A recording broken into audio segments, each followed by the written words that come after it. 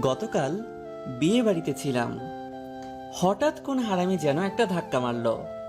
আমি সোজা গিয়ে একটা মেয়ের উপর পড়লাম। এই যে চোখে দেখতে পারেন না? আপাতত আপনাকে ছাড়া কিছুই দেখতে পাচ্ছি না। ফাইজলামি করেন? আপনি আমার বউ না, বিয়ানো না, তাহলে ফাইজলামি করব কেন?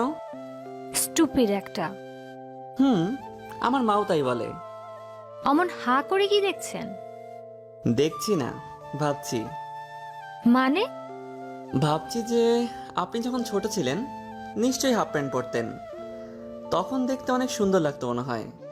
ছি, অসভ্য কোথাকার। হুম আমার বান্ধবীরাও তাই বলে। বিরক্তিকর। হুম আমার ছোট ভাইও তাই বলে।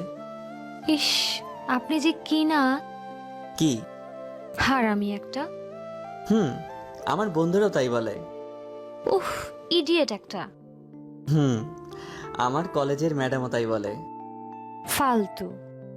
হুম জানি তো, অনেকেই বলে।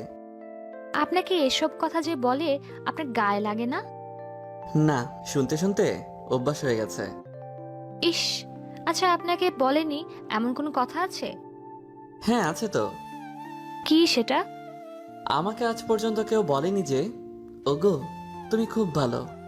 ও আচ্ছা, তাহলে আমি বলছি, আলম ভাইয়া আপনি খুব ভালো।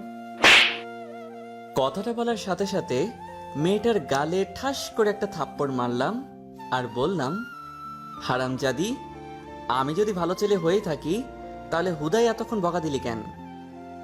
মেয়েটার কিছু বলল না, চুপচাপ ব্যাককেলের মতো দাঁড়িয়েছিল। আর আমি পকেটে হাত ঢুকিয়ে সোজা বাড়ি চলে আসলাম।